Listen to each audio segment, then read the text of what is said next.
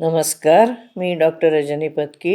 आपण पाहत आहोत श्री विष्णू पुराण. आपण पाहत आहोत की श्रीकृष्ण अक्रूराबरोबर निघाले आहे मथुरेला जायला आणि गोपींचा विरह आता वर्णन केला जात आहे. नंतर गुरुजनांच्या समोर गोपींना असं काही फार बोलता येईना की आम्हाला असं वाटतंय तसं वाटतंय वगैरे. त्यांना थोडंसं संकोच वाटत होता.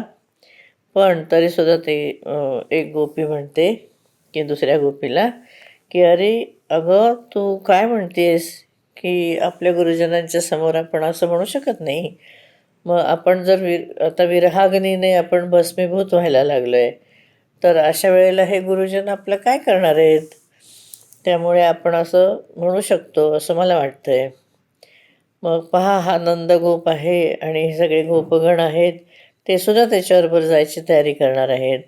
आणि मग कोणीसुद्धा असं म्हणत नाही आहे गोविंदाला की तू परत ये परत ये. त्याला परत आणण्याचा कोणीच प्रयत्न करत नाही आहेत. आजची रात्र मथुरावासिनी स्त्रियांसाठी सुंदर प्रभात करणारी आहे. कारण आमचा जो नयनभृंग आहे किंवा त्यांचे जे नयनभृंग आहेत ते अच्युताच्या मुखारविंदाचं मकरंद पान करणार आहेत. त्यामुळे आपल्याला तो मिळणार नाही आहे, त्यांना मात्र मिळणार आहे. जे लोक इकडे अजिबात न थांबता श्रीकृष्णाच्या पाठीमागे जायला लागले ते धन्य आहेत. कारण त्यांचं दर्शन करताच आपलं शरीर रोमांचयुक्त असं होतं. आज श्री गोविंदाच्या अंगप्रत्यंगाला पाहून मथुरावासींच्या नेत्रांना मोठाच महोत्सव होणार आहे. कारण तो एवढा सुंदर आहे ना की त्याला बघून म्हणजे ते महोत्सवच करतील. आज माहिती नाही किती भाग्यशालिनी आहेत, त्यांनी कोणतं शुभ स्वप्न पाहिलं आहे की जे मथुरापुरीच्या विशाल नेत्रांच्या ज्या स्त्रिया आहेत त्या स्वच्छंदतापूर्वक अधोक्षजाचा निरखत राहतील. ते आम्हाला मिळणार नाही. अहो निष्ठुर विधाताने गोपींच्यामधला महानिधी हा श्रीकृष्ण विधात्याने आम्हाला दाखवला, पण त्याचे डोळेच काढून घेतले आमचे. म्हणजे श्रीकृष्ण आता आम्हाला दिसणार नाही. तेव्हा विधात्या काय आमच्याबरोबर अशी क्रूर चेष्टा करतोय जणू काही. पहा, आमच्याप्रती श्रीकृष्णाबाबत जो आमचा अनुराग आहे त्यामध्ये शिथिलता उत्पन्न झाली. म्हणजे तो आता त्या अनुरागामुळे आम्ही अगदी असं आमचं अंग सगळं जळू लागलं आहे. विरह खूप झाला आहे, त्यामुळे आमच्या हातातले कंकणसुद्धा ढिले झाले, सैल झाले. अरे आमच्यासारख्या दुःखी अबलांच्यावरती का दया येत नाही कोणाला. पण पहा, हा क्रूर हृदय अक्रूर किती जोराने आता रथ हाकायला लागला आहे आणि त्यामुळे घोडे पळायला लागलेत. पहा पहा, श्रीकृष्णाच्या रथाची धूळ आता दिसायला लागली आहे. अरे बापरे, आता कसं होणार. हा तर श्रीहरी इतका दूर निघून गेला की आता तर धूळसुद्धा दिसत नाही. अशा त्या गोपी विरहाकुल झालेल्या होत्या.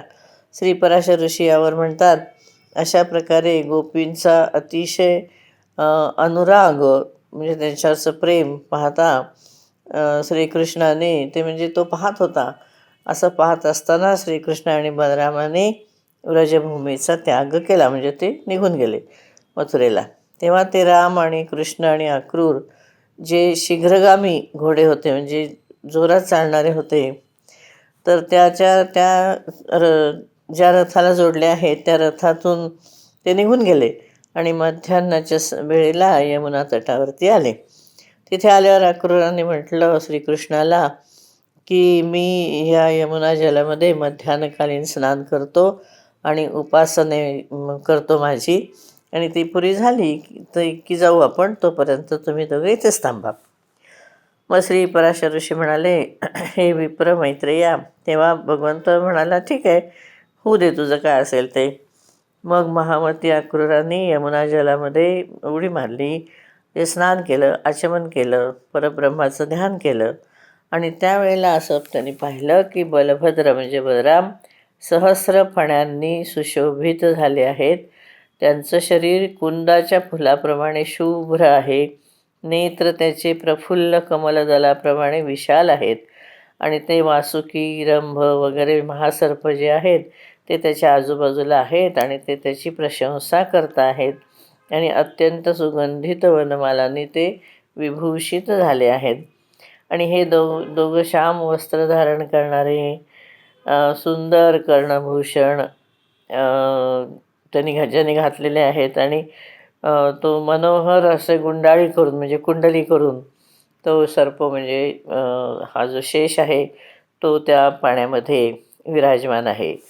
त्याच्या मांडीवर त्यांनी पाहिलं की आनंदमय कमलभूषण श्रीकृष्ण त्या ठिकाणी विराजमान आहे.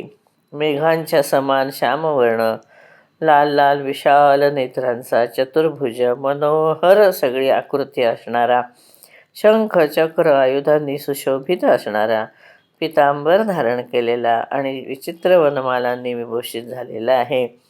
आणि तो त्या कुंडलीवर सर्पाच्या कुंडलीवरती बसलेला आहे.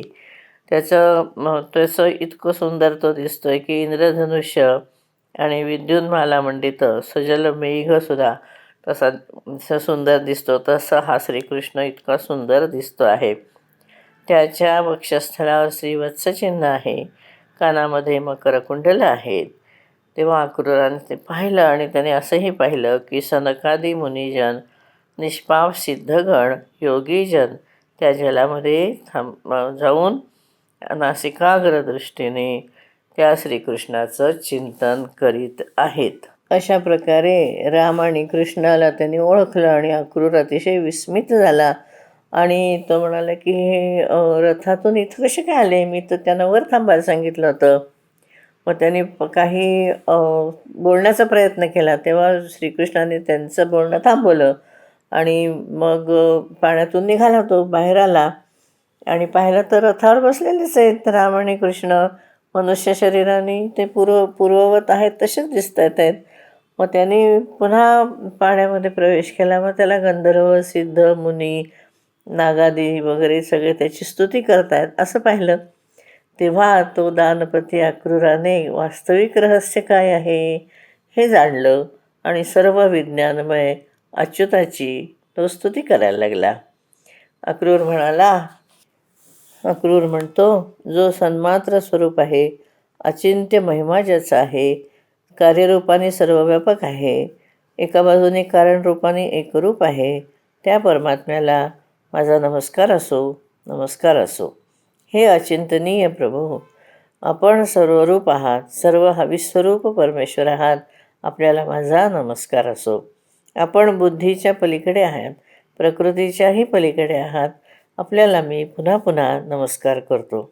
आपण भूतस्वरूप आहात, इंद्रिय स्वरूप, प्रधान स्वरूप आहात, आपणच जीवात्मा आणि आपणच परमात्मा आहात. अशा प्रकारे आपण एकटेच 5 प्रकारांनी स्थित आहात. हे सर्वात्मन, हे क्षराक्षरमय ईश्वर, आपण माझ्यावर प्रसन्न व्हावे. एक आपणच ब्रह्मा, विष्णू, शिव ह्या सगळ्या कल्पनांनी वर्णन केले जातात. हे परमेश्वर, आपले स्वरूप, प्रयोजन आणि नाम वगैरे सगळं अनिर्वचनीय आहे. मी आपल्याला नमस्कार करतो. इथे आपण थांबू. आपण 52व्या श्लोकापर्यंत आलो आहोत. धन्यवाद.